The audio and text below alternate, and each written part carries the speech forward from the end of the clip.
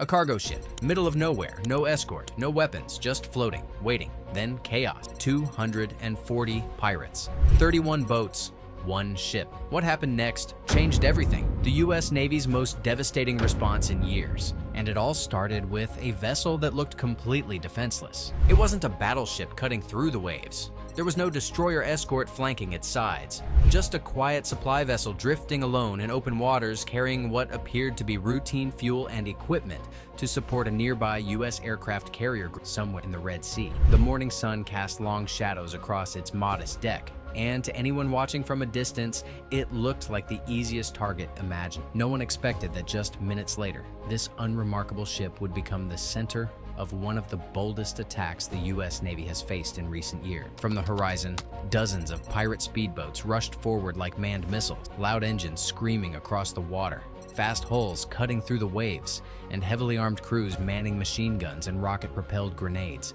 They moved in perfect formation with military-grade coordination and overwhelming firepower that suggested this was far more than random maritime piracy. Within minutes of their arrival, the deck was covered in smoke, blood, and the chaos of a full-scale assault that had been planned with precision and executed with deadly efficiency. On the morning of July 5th, 2025, the USS Liberty was making steady progress along the dangerous waters off the Somali coast, appearing to the outside world as nothing more than a harmless civilian cargo vessel. However, hidden deep below deck in reinforced compartments was something far more valuable than anyone could have imagined. Strategic military cargo, including specialized jet fuel, high explosive munitions, and most critically, advanced radar components and missile guidance systems essential for American aircraft carriers and F-35 operations throughout the entire Red Sea region. This wasn't just another routine logistics run. It was a vital supply chain link holding together the operational reach of US naval power across one of the world's most strategically important regions. The cargo bay contained classified radar modules designed to upgrade America's most advanced missile defense platforms, technology capable of tracking and intercepting hypersonic weapons from Russia and China. These components were worth more than most countries spend on their entire defense budgets. Yet, despite its incredible importance to national security, the ship sailed without a heavy destroyer escort, without air cover, and without the visible protection that might have deterred potential attackers. Instead, it relied entirely on secrecy, disguise, and the hope that its true mission would remain hidden from hostile eyes. That calculated gamble didn't pay off. Suddenly, at exactly 9:26 in the morning, 31 pirate boats surged out of the coastal mist, racing toward the unsuspecting vessel at maximum speed. Within moments, over 240 heavily armed pirates had surrounded the ship from all directions, triggering a well-organized, full-scale assault that demonstrated planning, resources, and tactical knowledge that went far beyond typical maritime piracy. These attackers weren't acting out of desperation. They were armed with military-grade RPGs, belt-fed heavy machine guns, close-quarters combat gear, and communication equipment that allowed them to coordinate their movements with precision that suggested extensive military training. The pirates executed a structured, multi-phase attack plan. A covering group of boats stayed back at optimal firing range to lay down continuous suppressive fire, while multiple specialized boarding teams advanced under that protective umbrella, using climbing ropes, assault ladders, and breaching equipment to overwhelm the deck from multiple access points simultaneously. Smoke grenades and psychological warfare tactics were deployed to confuse and disorient the crew, showing that this was far more than an attempted robbery. This was a carefully planned tactical operation designed to cripple US logistics capabilities in the region. The attack happened at exactly 4:14 in the morning, and it changed everything within the first few minutes. Armed pirates stormed the American supply ship using coordinated assault tactics. 5 US sailors were shot and killed before they could even reach their weapons. 3 others were wounded in the initial assault and immediately taken hostage.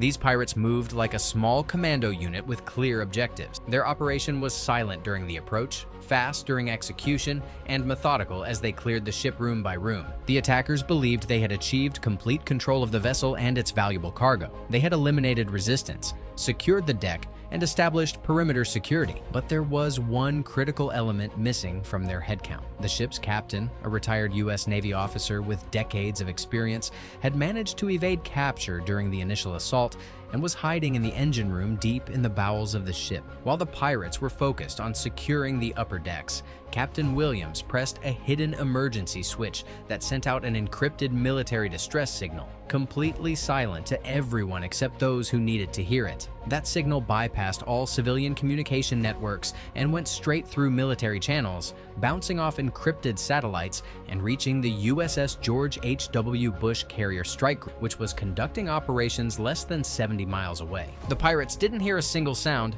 but the Navy was already mobilizing for a response that would be swift, overwhelming, and absolutely ruthless. When the encrypted distress signal was received by the carrier group's command center, the Navy didn't treat this like a typical hostage crisis. Instead, they immediately activated a Level 4 strategic response protocol reserved exclusively for direct threats to U.S. national security. The order came down from Fleet Command: recover the ship immediately using all necessary force.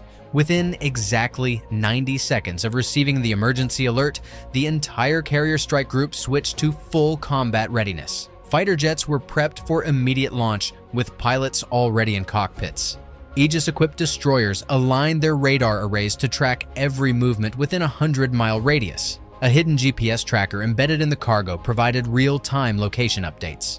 Overhead, a surveillance drone locked onto the hijacked vessel and began sending back high-definition images of armed pirates walking around the deck, completely unaware they were being watched from above. Electronic warfare teams aboard the carrier activated powerful jammers to block all outside communication. Navy SEALs suited up in full combat gear and prepared for vertical insertion operations. This kind of mission requires perfect coordination between speed, precision, and overwhelming surprise. And now, every part of the massive fleet was in coordinated motion, all focused on a single objective: take back that ship and eliminate every threat. The entire operation was split into 3 coordinated waves, each launched within exactly 9 minutes of receiving the initial emergency alert. The first wave involved the MQ-25 Stingray, an unmanned reconnaissance drone launched from the USS George H.W. Bush. It reached the hijacked ship in under 5 minutes, flying at high altitude with stealth capabilities. Its mission was comprehensive intelligence gathering, identifying all hostile positions, mapping heat signatures, and detecting any escort boats nearby. This wasn't just about locating the target. The drone fed real-time data to the command center, allowing precise planning for successive waves. By the time the second wave launched, the Navy knew exactly where every enemy combatant was positioned, what weapons they possessed, and how they had organized their defenses. Next came the FA-18 Super Hornets, twin-engine fighter jets that launched from the carrier at full military power. They arrived above the hijacked ship within exactly 2 minutes.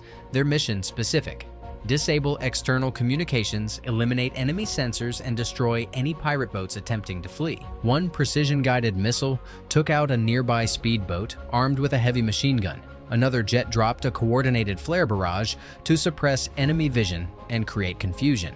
The psychological effect was immediate, as the sound of jet engines and exploding ordnance created panic among pirates who had never faced this level of military firepower. Precision was everything. The jets had to neutralize enemy capabilities without damaging the critical cargo or harming American hostages. By the time the smoke cleared, the pirates were trapped, disoriented, and surrounded by destruction they couldn't understand. The third and final wave represented the culmination of Navy training. MH-60 Seahawk helicopters carrying over 300 Navy special operators. These helicopters lifted off simultaneously from multiple ships, approaching at low altitude and maximum speed to avoid detection. Each helicopter carried a full squad trained in close quarters combat, shipboarding techniques, and hostage rescue operation. The helicopter insertion was executed with textbook precision. The first team fast roped onto the rear deck, while the second team simultaneously hit the command tower. A third team breached directly into the cargo hold to secure the critical radar equipment. The pirates, confident in their victory just minutes earlier, suddenly found themselves facing the most elite warriors in the American military. Some pirates immediately dropped their weapons when they realized the scale of the force descending upon them. Others tried to fight back using small arms, but they were instantly neutralized by operators using night vision, superior training, and overwhelming firepower. Within exactly 4 minutes of the first helicopter touching down, the entire ship was under complete U.S. control, with American flags flying from every mast. Operation Thunder was successful because every system involved operated as a single integrated weapon system. Data collected by reconnaissance drones was instantly relayed to fighter pilots, who passed critical information to SEALs in flight. Military satellites ensured enemy jammers couldn't block the operation. The USS Liberty itself, acting as the floating command center, processed every signal and piece of battlefield information in real time. With just a handful of officers supported by AI-assisted systems, it tracked 127 individual targets, directed 3 types of aircraft, and managed a combat team of 300 operators within exactly 600 seconds, but the Navy wasn't finished. Retaking the ship was only the first step. The real goal was ensuring this could never happen again,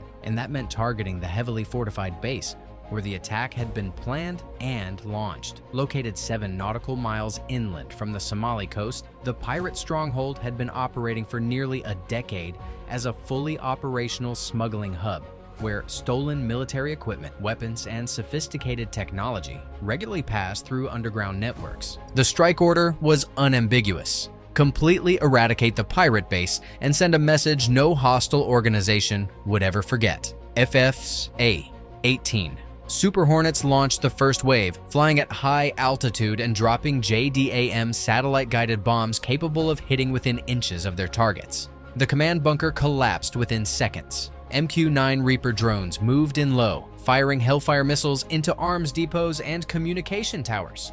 One missile struck a hidden ammunition dump, causing a chain explosion that leveled the eastern section of the compound. CH-53 Sea Stallion helicopters brought in over 150 U.S. Marines who landed outside the smoking ruins. Their orders were direct: sweep the area, secure all intelligence, and capture any commanders still alive. The ground battle was short and precise.